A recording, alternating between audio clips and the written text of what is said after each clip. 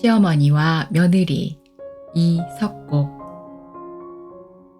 산길 따라 진달래꽃이 만발하고 쑥 냉이가 길가에서 반기고 있다. 자가용이 꾸불꾸불 들어서다가 동구 밖에 멈추었다. 애자는 차창 밖으로 고개를 길게 내밀고는 두리번거린다. 이곳은 그녀의 고향이었다. 두근대며 설레이던 마음은 어디 가고 걱정이 먼저 앞섰다. 시어머니와 어머니는 나를 보고 어떻게 생각할 것인가. 사돈간이 같이 사는 집, 남편이 세상을 떠나자 친정어머니가 시어머니 집에서 노후를 함께 보내고 있었다. 집이 가까워질수록 애자는 어떻게 두 노인에게 설명해야 할지 용기가 나지 않았다. 두 노인네가 텃밭에서 무엇인가 파종을 하고 있는 것이 보인다. 애자는 갑자기 눈물이 솟구쳤다. 차에서 애자가 내리자 노인네들이 하던 일을 멈추고 반겼다. 웬일인거요? 두 분이 애자를 알아보고 황소눈을 하고는 서 있다. 그냥 어머님들 보고 싶어서요. 오메, 그런 것 같지는 않구먼. 그렇구먼요. 무슨 일이요? 시어머니도 덩달아 사돈 따라 말한다. 왜들 그러세요? 벌써 고추들 심으시나 봐요. 애자가 흐르는 눈물을 감추며 딴청을 한다. 벌써가 뭐니? 다른 집들은 다 심었구먼. 그런디 운전은 언제 배웠디야? 노인들이 자가용을 타고 온 애자를 훑어본다. 오래됐어요. 민구 아빠가 운전을 못하게 해서 그렇지요. 그랬구먼. 집 안으로 들어서는 순간 애자는 눈물이 쏟아질 것만 같았다. 내색하지 않으려고 애를 쓰며 그녀는 억지로 배시시 웃기만 한다. 두 노인네는 애자의 손을 마주잡고 좋아라 어쩔 줄 모른다. 두 노인은 반가움도 잠시뿐 애자가 갑자기 온 것이 무슨 일 때문인지 염려가 되는지 다구친다. 소식도 없이 어쩐 일이요? 말해봐. 시골 내려와서 살고 싶어서요. 뭐라고? 시골로 내려와? 오메, 뭔 일 있는 거요? 그건 아니고 어머님들과 살고 싶어서요. 오메, 애들은 어쩌고? 얘가 뭔 정신 나간 소리 해요? 애들도 같이 내려오면 될 거구만요. 아이구야, 여기는 학교도 멀구먼. 차가 있으니까 괜찮아요. 왜 그런디야? 시골에 늙은이만 있지. 젊은 사람이 누가 살려고 내려와? 왜 그랴? 어서 속 시원히 말혀. 농사나 지으면서 두 어머니와 함께 살고 싶어서요. 여전히 애자는 시골에서 살려고 왔다는 소리만 한다. 이 힘든 농사를 왜 짓는다는 거요? 우리 늙은이들이야 살던 끝에 그럭저럭 사는 거구만. 공장에 무슨 일이 있는지 모르지만 웬만하면 하던 일이나 하라고. 취나물 농사 괜찮다는 걸 들었어요. 그리고 두릅도 소득이 많다는 것도 알아요. 어메, 왜 그런디야? 농사가 쉬운 게 어디 있다고. 그래, 그게 보기보다 부지런해야 하고 힘든 건 고사하고 신경도 많이 써야 하는구먼. 그리고 농사야 몸에 배야 하는 거야. 아무나 하는 게 아니라니까. 답답해 죽겠네. 다시 잘 생각해 보라고, 응? 그때 옆에서 듣고만 있던 시어머니가 답답한지 한마디 거둔다. 사돈, 그것만은 아니잖아요. 단지 조성이 잘 되어 요즘 수입이 좋다고들 하긴 해요. 맞아요. 열심히 동네 분들의 도움을 받으며 해보려고 해요. 다른 곡식보다는 수입도 괜찮다고 하대요. 그러기는 하지만 힘쓰는 일이 많으니 남자라면 모르겠지만 여자의 힘으로 그것도 농사일을 한 번도 해보지도 않아 걱정돼 그랴. 아니 그리고 오빠한테는 얘기나 해본 거요? 오빠도 건설회사가 그전만 못해 애들 교육만 끝나면 시골서 살았으면 하던데요. 어메, 음에, 왜들 그런디야. 시국이 이렇다고는 하지만 큰일 내려 하네. 그렇게 할게요, 어머니. 그날 그녀는 친구들을 찾아갔다. 유일하게 소꿉친구들 중 한 사람이 고향을 지키며 농사를 천직으로 알고 있는 김복남을 찾아갔다. 옛날 그대로의 한옥집이었다. 옆집은 현대 건물로 2층까지 올린 집도 있었다. 애자는 대문이 열려 있어 안으로 들어서면서 인기척을 냈다. 멍멍 강아지만 지저대고 있을 뿐 사람은 보이지 않았다. 뒤돌아 서려는데 허리가 구부러진 할머니가 들어섰다. 애자는 꾸벅 머리를 조아리며 인사를 했다. 안녕하셨어요? 누구요? 잘 모르겠구먼. 저 애자예요, 애자. 애자가 애자를 강조하며 할머니를 쳐다보며 말했다. 오메, 가만히 있자. 은행나무집 애자? 네, 그동안 안녕하셨어요? 어메, 어메, 늙으면 이렇다니까. 반갑구먼, 반가워. 지금도 수원에 사는가? 네, 그런데 복남이 친구는 어디 갔어요? 걔는 들에서 늘 살지. 방금 밥 한 술 먹고 들에 나갔구먼. 네, 취나물밭에 갔나 보죠? 제가 가볼게요. 그려, 맨날 거기서 살다시피 하지. 어머닌 아프신데 없으시죠? 건강해 보이시네요. 아이고, 늙으면 다 그렇지. 허리도 아프고 삭신도 쑤시고 하루도 안 아플 때가 없어야. 숨을 몰아쉬던 복남이 모친이 그녀의 손을 불끈 잡는다. 우리 애는 큰일이여. 장가를 못 가서 어쩐디야. 글쎄 말이에요. 어머님 걱정이 되시겠어요. 애자, 너는 어떻게 재혼을 한 거요? 어떻게 사냐고. 재혼 안 하고 애들하고 그냥 살아요. 안 됐구먼. 복남이 어머니가 애자의 몸을 훑어본다. 복남이나 애자나 큰일이구먼. 하루속히 짝을 만나 잘 돼야 할 텐데 너거들 정말 걱정이다 야. 어머니, 복남이가 있는 밭에 가볼게요. 애자는 민망한 마음을 주체할 수 없어 집을 나오고 싶었다. 가만히 있어봐. 우리 애 말이여 도회지로 나가야 하나 봐.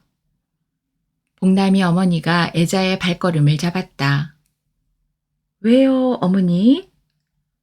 그렇잖아. 시골에 누가 시집 오려고 하겠나. 이젠 들렸어. 40을 넘겼으니 말이여. 어머니, 너무 걱정 마세요. 요즘들 늦는 사람 많아요. 어떻게 되겠죠? 저 말이여. 애자는 도회지에 있었으니까 부탁 좀 해야겠구먼. 거기 색시 없을까? 힘 좀 써봐잉. 난 애자만 믿을겨. 힘써볼게요, 어머니. 애자는 얼른 자리를 피하고 싶어 복남이 어머니가 듣고 싶어하는 말을 해버렸다.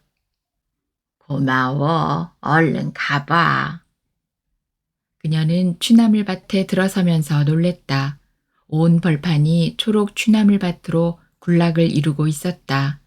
그리고 그 위로 올려다보니 두릅나무로 꽉 들어차 있는 걸 보고 놀라고 있었다. 어머나, 굉장하다. 이봐요, 이봐. 밭에서 열심히 일하고 있던 남자가 뒤돌아보다가 잽싸게 그녀 곁으로 다가왔다. 아니, 이게 누구야? 애자야, 정말 오랜만이다.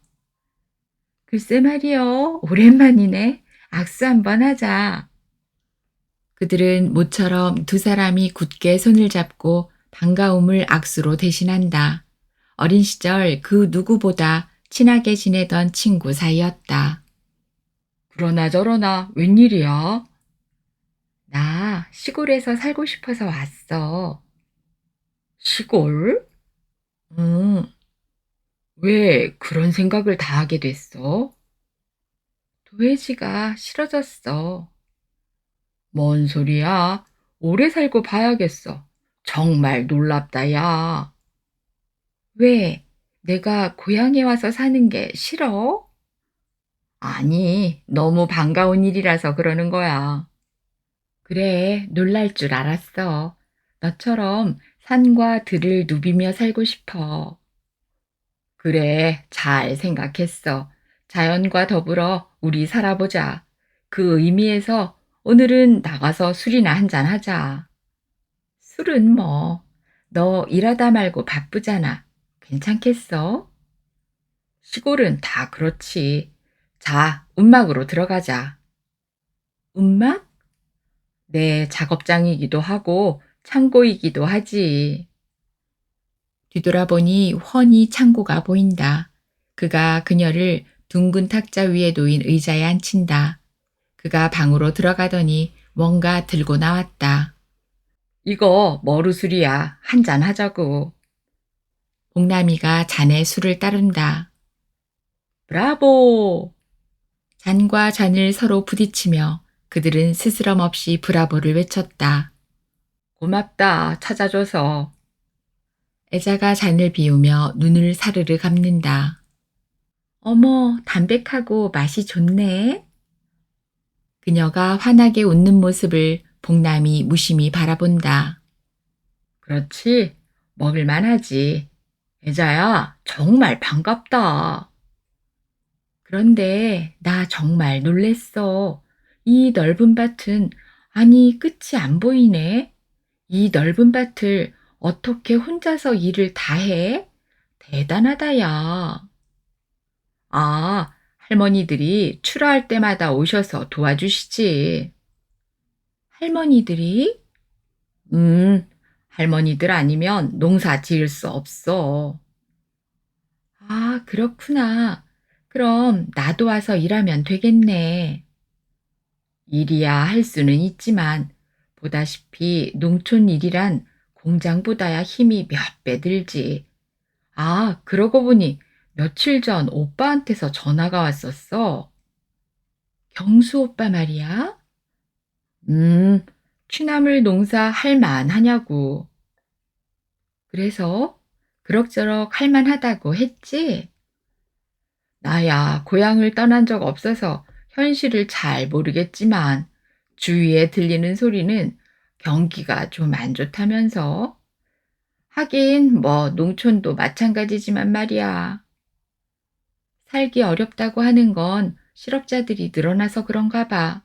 특히나 젊은이들이 직장 못 구해 야단들이잖아. 그렇구나. 시골은 일거리야 있지만 돈이 되지 않으니 젊은이들이 없지. 정말 다시 생각해 볼 일인 것 같아. 그러나 저러나 나 시골 오면 많이 좀 도와주라. 돕는다는 것은 어려운 일 아닌 것 같은디. 아니, 왜 이 시골로 와? 무슨 일 있는 거요? 애자가 온다면야 나야 좋지. 우린 아직 젊잖아. 연구 좀 하면 큰 돈은 못 벌어도 사는 것은 별 걱정 없을 거구먼. 꾸준히 노력만 하면 문제 없어. 자, 한 잔 더 하자고. 서너 잔은 해야 먹은 것 같지. 자, 내 잔 받아. 어머, 취하면 어쩌려고. 애자는 복남이를 쳐다보며 배시시 웃는다. 그리고는 잔을 부딛는다. 그래, 언제쯤 내려오려고? 어머니들께서 허락만 하면 바로 내려올 거야. 어머니들이 반대를 할 것만 같은디. 남자들도 힘든 일을 하물며 너는 여성이잖아. 그들은 취기가 오르자 그동안 나누지 못했던 얘기들을 하며 시간 가는 줄 몰랐다. 그 후 애자는 도시 생활을 접고 귀향하면서 모든 과거는 덮어버렸다. 두 어머니를 모시고 아이들과 함께 오로지 일에만 열중할 것이라고 애자는 다짐했다. 그러나 막상 고향을 찾아오니 생각같이 적응이 쉽게 되지 않았다. 도시에서는 정해진 시간에 일하고 나면 다른 시간들이 자유로운데 시골 일들은 가는 곳마다 일뿐이었다. 잠시라도 쉴 틈이 없어 잡념은 사라지지만 육신이 고단하여 가끔 마음 잡지 못하고 괜히 왔나 흔들리기도 했다. 그녀는 마음을 잡고 농군의 아낙네로 살아가는 것은 많은 시간이 흘러야만 가능하다면서 다시 저 혼자 다짐하기도 했다. 한 해 두 해를 넘기는 동안 농촌의 아낙네로 자리 잡게 된 것은 분명 김복남의 영향이 클 것이었다. 그러다 보니 하루도 복남이가 도와주지 않으면 버틸 수 없을 만큼 나약해졌다. 그녀에게는 힘 붙이는 일이라 복남이가 절대적이었다. 차츰 그와 정도 들어 사랑하기에 이르렀다. 그렇게 되기까지는 우여곡절도 많았다. 복남이 역시 자고 일어나면 애자를 돕는 것에 기쁨을 느꼈다. 그동안 주변에 여자가 없어 애자가 곁에 있는 것은 삶의 커다란 활력이 되었다. 애자와 함께 일하는 것에 더욱 보람을 느끼며 서로가 없어서는 안 될 소중한 존재로 느끼며 행복했다. 도시 생활에 지쳐있던 그녀는 아무리 일을 해도 피곤하지 않았다. 취나물과 약초, 두릅 등등 서울에서 먹던 것과는 맛과 향이 달랐다. 다르다는 것도 알게 되면서 하루하루가 보람을 느꼈다. 이제 농업도 무한한 연구와 발전이 필요하다는 것과 미래의 산업 개발을 위해 많은 노력이 필요한 것을 복남을 통해 배워나갔다. 애자는 복남이의 일상의 파트너로서 활동하면서 점점 두 사람은 점점 가까워지고 있었다.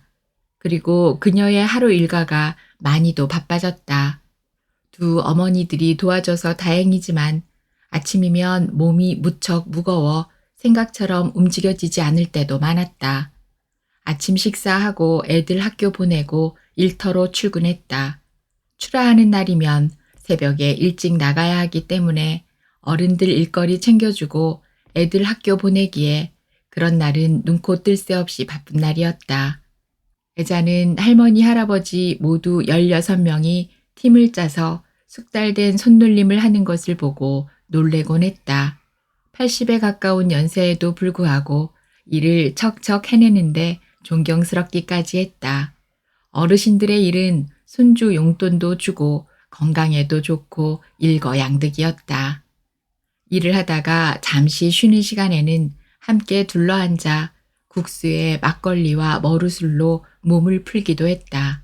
그리고 작업이 끝나 저녁이면 삼겹살에 머루술과 칡술 등 몇몇 분들은 막걸리를 마시며 피로도 풀고 정을 나누며 한 식구처럼 어우러져 살아간다.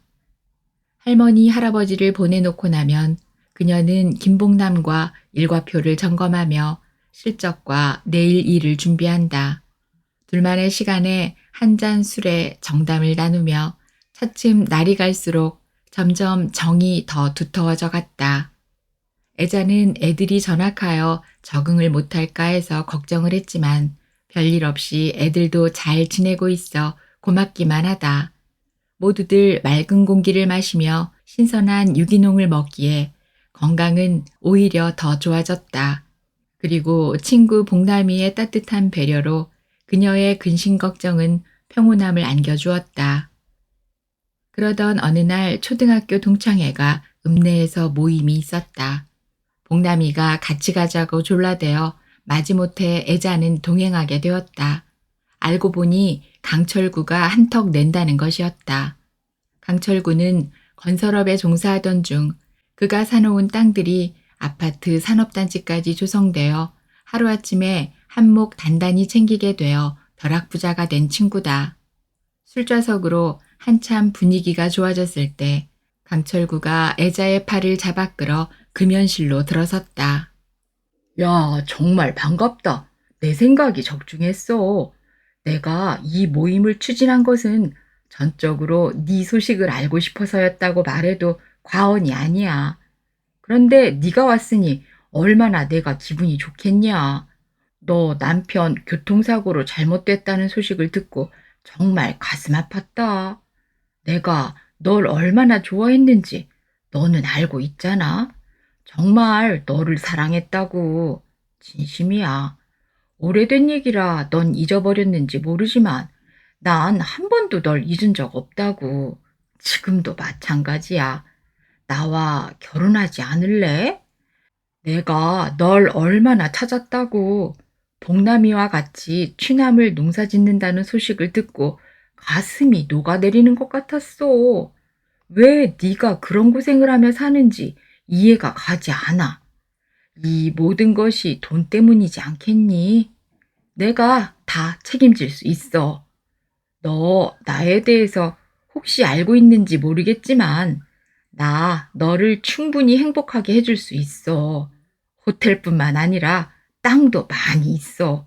사는 데는 아무 걱정 말라니까. 애자는 아무 말 없이 철구의 얼굴을 물끄러미 쳐다보고 있다. 여자의 몸으로 어떻게 농사를 짓는다는 거야. 정말 그 소식을 들을 때 미치겠더라. 애자야, 정말 난 너를 사랑하는 마음 변함이 없어. 강철구가 애자를 벌컥 껴안았다. 그때 몇몇 친구들이 금연실로 들어섰다. 어이구 깜짝이야. 이 자식들 여기 뭐하러 오냐? 담배 피러 왔지. 그런데 너는 왜 여기 있냐? 나도 담배 피러 왔다. 왜? 그런 거 같지 않은데? 아무래도 너희 둘 다 수상하다, 야. 동창회 모임에서 그런 일이 있은 후 강철구한테서 메시지 문자가 애자한테로 계속 보내왔지만 과거처럼 애자는 강철구를 마음에 두지 않았다. 김복남은 평생을 군대 생활 외에는 고향을 떠난 적 없는 남자였다. 오로지 산과 들이 친구가 되다 보니 여자는 안중에도 없는 듯했다. 시골이라는 환경 자체가 여자를 만날 수 있는 분위기도 아니다. 늘 자연사랑에 미쳐 있으니, 아니 미칠 수밖에 없으니 결혼 같은 것은 염두에 두지 않고 살아가고 있었다. 그의 어머니는 집신도 짝이 있다는데 언젠가는 짝이 나타날지도 모른다는 희망을 버리지는 않고 있다. 혹시나 중매가 들어올지 모른다고 기다렸지만 아들은 혼기를 놓치고 말았다. 복남에겐 좀처럼 선볼 자리가 들어오지 않았다. 복남 역시 여자에 대한 별 관심을 보이지 않았다. 관심이 있어도 겉으로는 전혀 나타내지 않았다. 그의 어머니는 초조 속에서 애간장을 태우고 있었다. 만약 장가 한번 못 가보고 호라비로 평생을 산다면 어쩌나 늘 그 걱정뿐이었다. 복남이 어머니는 남편을 일찍이 사별하고 복남이가 7살 때부터 혼자 키워온 아들이었다. 어머니가 결혼을 초조하게 기다릴 때마다 아들은 산약초와 산초나물과 결혼했다고 하면서 어머니를 안심시켰다. 그리고 단지 조성에만 정성을 쏟으며 세월이 어떻게 흘러가는지 모르고 살았다. 아니 잊으려고 일만 했는지 모른다. 그러다 보니 43살이 되었다. 복남이는 첩첩산골에 살아도 도대체 불편함을 느끼지 않았다.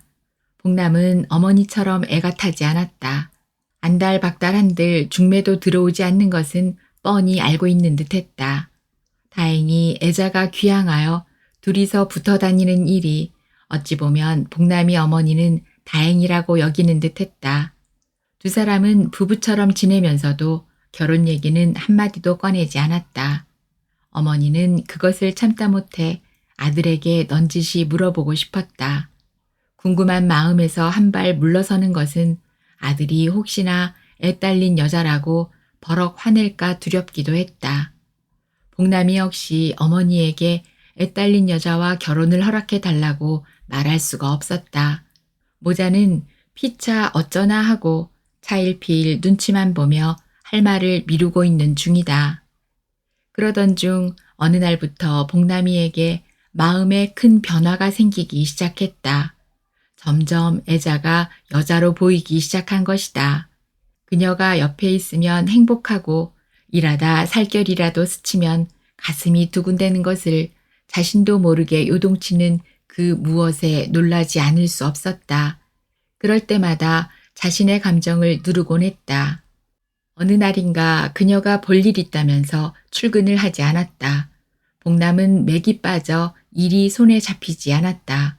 애자가 일하던 빈자리가 너무나 크게 느껴져 허전함이 이루 말할 수 없었다.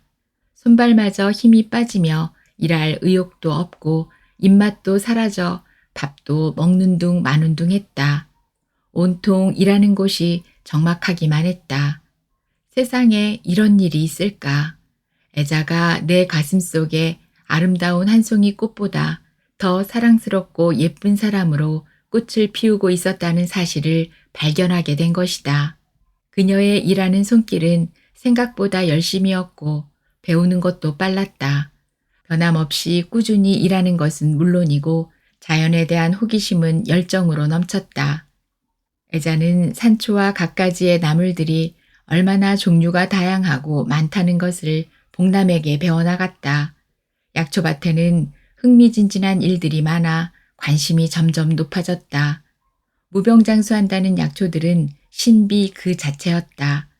각기 우리 인간들의 건강을 지켜줄 특성을 한 가지씩 가지고 있는 약초들을 귀중히 여기며 보존을 위해서도 노력을 아끼지 않았다. 애자는 인간의 건강을 보존시키는 말없는 식물이 그 얼마나 귀중한 생명체인가를 알고부터 자신이 하는 일에 큰 보람을 느끼고 있었다. 약초 한 뿌리도 함부로 대해서는 안 될 귀중한 보물이라는 걸 모든 사람들에게 전하고 싶었다. 복남이가 늙은 총각이 되기까지 결혼보다 약초들을 정성껏 보살피며 최선을 다해 일하고 있었음을 알게 된 애자는 비로소 그가 결혼을 외면한 이유와 비밀을 알게 되었다.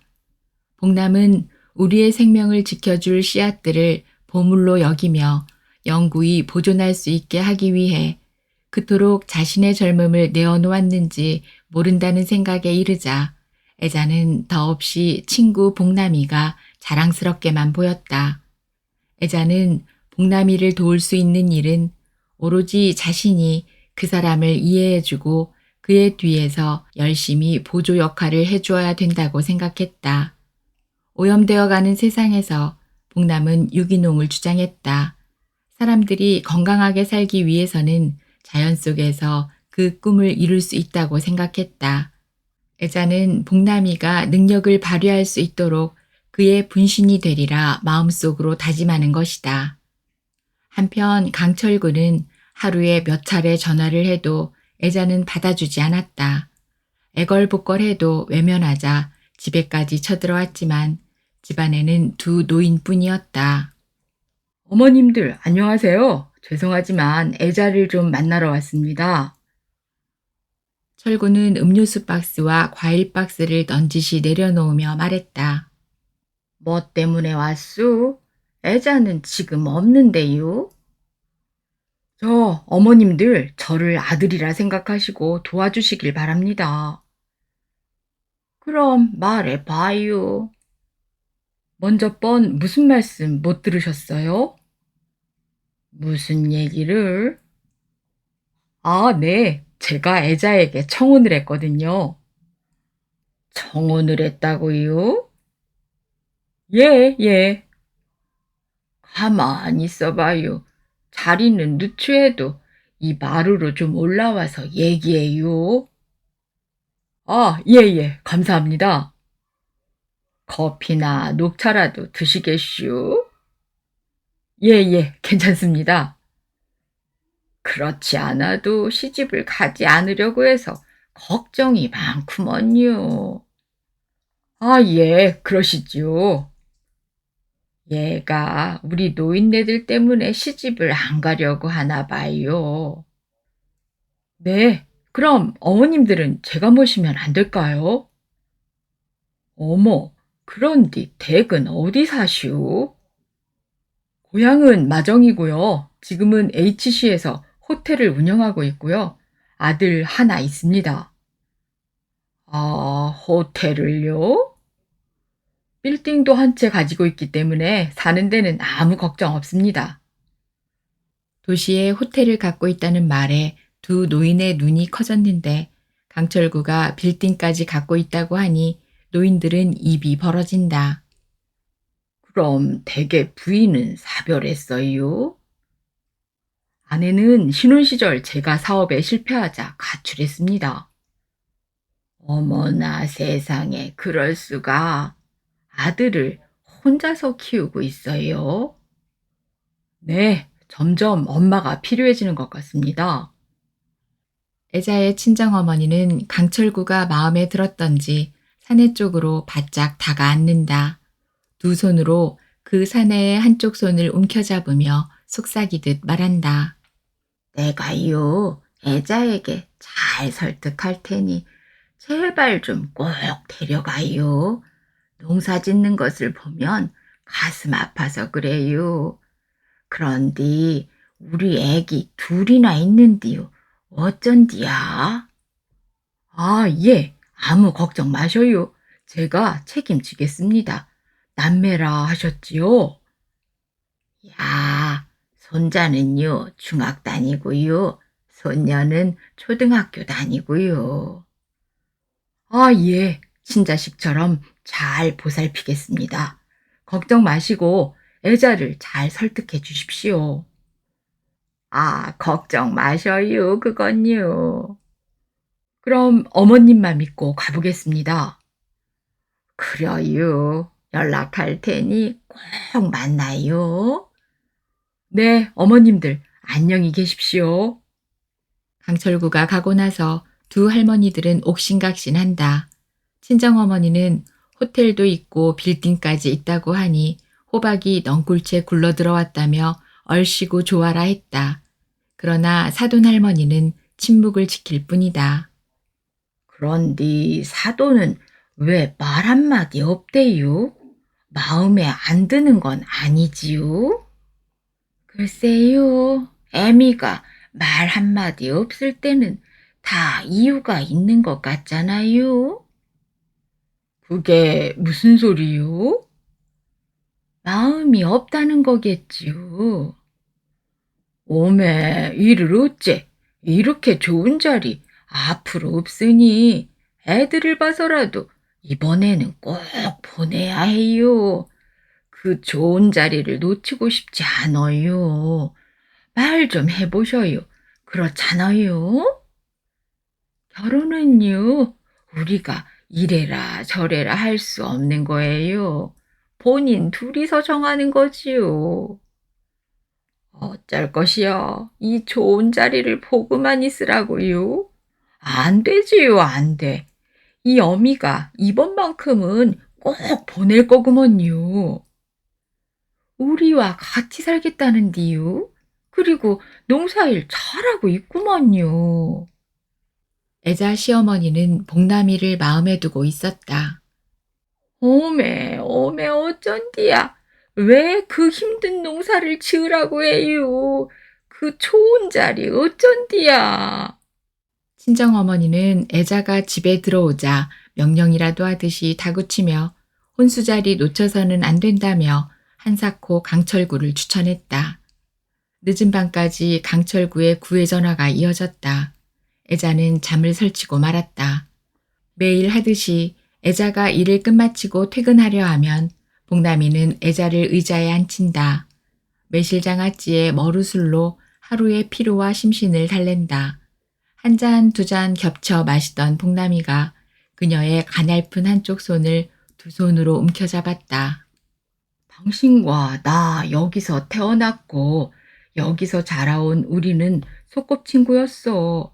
모든 과거 다 덮고 이제부터 당신의 반쪽이 되어줄게. 그녀는 복남의 손을 단호하게 뿌리쳤다. 안 돼. 왜? 나는 애들이 둘이나 있어. 분명 어머니께서 반대하실 거고, 그리고 동네 분들도 그렇고, 더군다나 친구는 총각인데 내가 너무 염치 없잖아. 우리 지금처럼 그냥 늘 친구로 지내면 안 될까? 그럴 수 없어. 엄마도 애자 칭찬을 많이 한다고. 그리고 좋아하고 있단 말이야. 분명 허락하실 거야. 그리고 동네 분들도 물론 좋아들 하실 거야. 우리 사이를 어느 정도 눈치채고 있잖아. 이젠 나 더는 기다릴 수 없어. 내가 책임질게. 민자, 민구도 내 자식처럼 돌볼게. 세상은 많이 변했어. 애가 있다고 결혼하지 말란 법이 어딨어? 사랑하는 사람은 함께 살아야 해. 이제부터는 아버지로서 우리 둘이 잘 키워 사회에서 필요한 젊은이로 키우자고. 그리고 또 친어머니와 시어머니와 우리 어머니 세 분의 정이 얼마나 두터워? 앞으로 한 집에서 살면 외롭지 않아 더욱 좋아하실 거야. 우린 잘 모실 수 있다고. 당신과 나 약초단지 조성에 더 열심히 박차를 가해 우리 마을, 우리 농촌 발전에 온 힘을 펼쳐보자고. 난 말이야, 애자 너를 사랑한다고. 진실로 너를 사랑해, 애자야. 복남은 억센 두 팔로 가냘픈 그녀를 껴안더니 깊은 키스를 한다. 애자도 피하지는 않았지만 그녀의 눈물이 복남의 얼굴을 적셨다. 그날 밤 그녀는 잠을 설치며 지난날 자신에게 매달리던 공장 팀장과 함께했던 그날이 떠올랐다. 그녀는 집 뒤 호두나무가 있는 큰 바위에서 공장 팀장과 함께 나란히 앉아 있을 때였다. 그가 접근을 해오자 한사코 말렸던 일들이 아스라이 떠올랐다. 누나, 정말 서운해요. 말 한마디 없이 떠났잖아요. 핸드폰 번호까지 바꿔 내가 얼마나 누나를 찾았는지 몰라요. 어머니를 모시고 살려고 여기까지 왔어요. 진실로 좋아한다면 절 놔주세요. 그리고요, 나는 애들이 둘이나 있어요. 애들요? 내 자식이라 생각하고 잘 보살필게요. 그리고 어머님 두 분도요. 우리와 같이 시내로 가서 내가 친부모처럼 잘 모실게요. 공장 팀장은 간절한 마음으로 애자에게 말했다. 총각이었던 그는 독신주의자로 결혼을 포기까지 했던 사람이다. 그런 그가 애자를 만나면서 결혼까지 결심했던 연하의 남자였다. 지금 생각해보면 가슴이 아프고 쓰리도록 미안했다. 그는 애자의 거부에도 불구하고 꾸준히 두 어머니를 설득하기 시작하여 결국 그 연하의 남자와 결혼을 승낙하고 말았다. 그러나 애자는 혼인식 날 이른 아침 잠에서 깨어 몸을 부들부들 떨었다. 두 어머니들은 서두르고 있었다. 애자는 결혼식에 참석해야 하나 말아야 하나 갈등으로 몸살을 앓고 있었다. 그녀는 자신도 모르게 문을 살며시 열고 노인네들 분주한 틈을 타 집에서 벗어났다. 그리고 무작정 마을 뒷산으로 숨어버렸다. 안 돼, 안 돼. 절대로 시집갈 수 없어. 두 어머니와 애들을 어떻게 하라고. 벌벌 떨며 허겁지겁 숲속으로 들어가 보니 그녀의 온몸이 땀으로 적셔져 있었다. 두 어머니는 갑자기 애자가 사라진 것을 보고 온 동네를 찾아 헤매었다. 아이고, 어쩌면 좋아. 이를 어째요? 식을 올려야 하는디. 앞이 캄캄해진 두 어머니는 허둥대다 주저앉고 말았다. 애자는 앞으로 벌어질 일들을 생각하기조차 싫었다. 눈을 꽉 감고 숲속으로만 들어갔다. 그녀는 쓰러지고 말았다.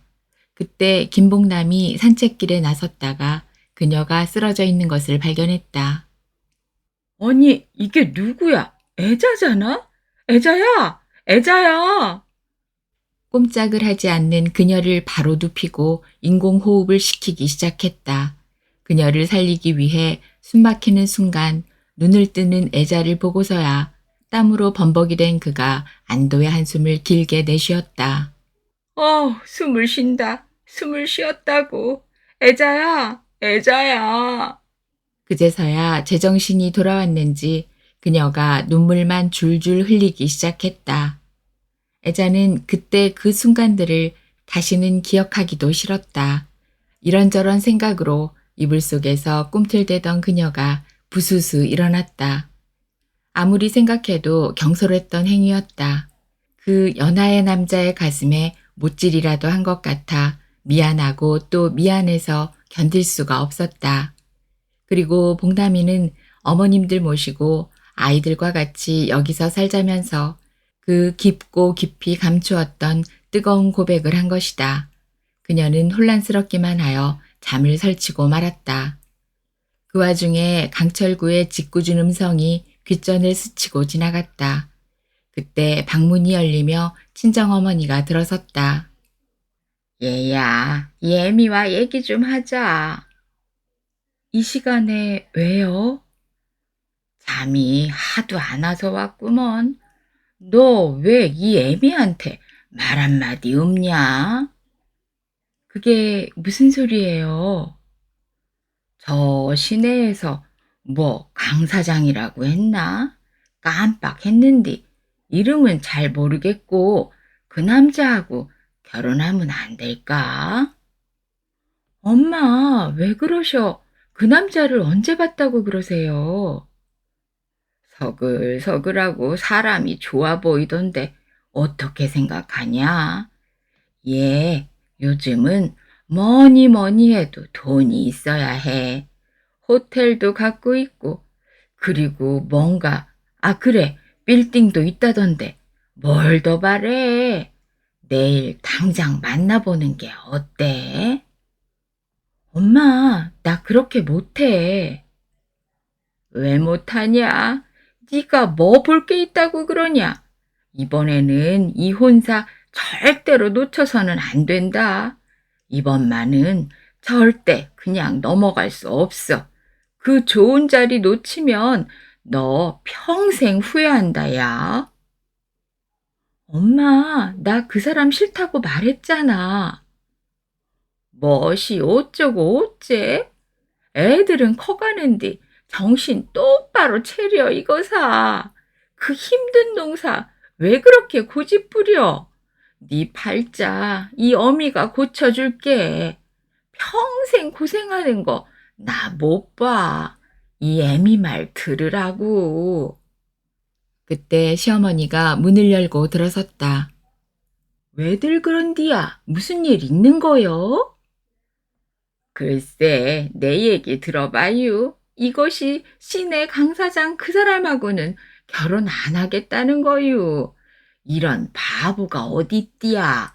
굴러 들어온 호박을 차버리는 멍텅구리가 어디 또 있겠어요. 이번만은 놓칠 수 없어요.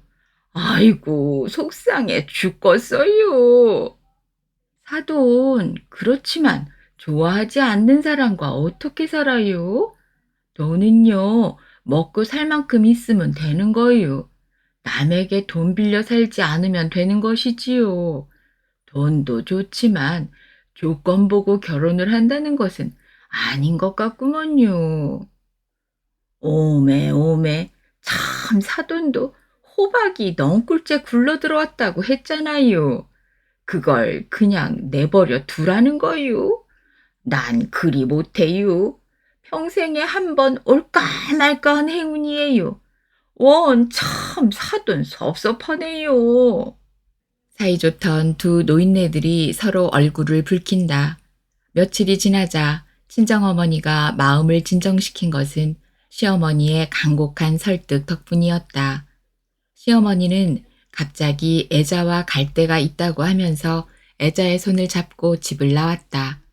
고요하고 한적한 밤이었다. 복남이네를 찾아갔다. 시어머니가 복남이 어머니에게 먼저 말문을 열었다. 복남이와 우리 며느리 짝을 지어주자고 말하자 고개를 갸웃하던 복남이 어머니가 아들 복남이를 쳐다보며 말했다. 나도 벌써부터 둘이서 짝을 지어주면 좋겠구먼 생각했구만. 그렇구먼요. 그럼 됐구먼.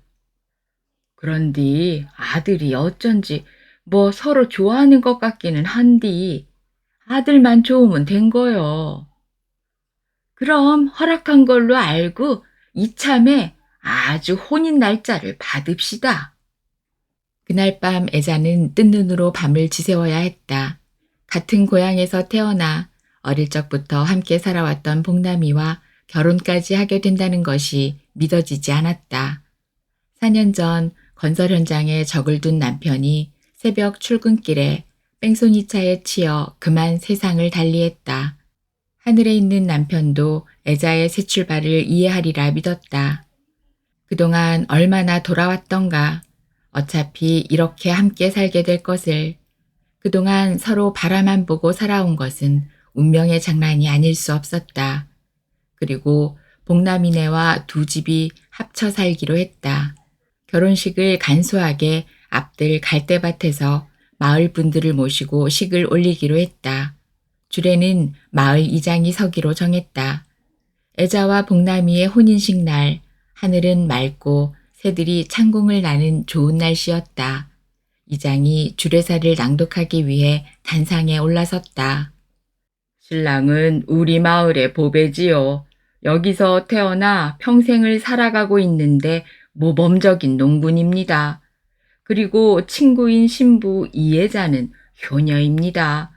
어머니, 시어머니 두 분을 극진히 모시기 위해 귀향했습니다. 현 시대에서 볼 수 없는 마음씨 고운 신부이므로 우리는 감탄하지 않을 수 없습니다. 아무쪼록 신랑 신부는 새 어머님을 보살피며 행복하게 잘 살아가길 기원하면서 이만 주례를 마치겠습니다. 신랑 신부는 새 어머니가 나란히 앉아있는 곳으로 가서 큰 절을 올렸다.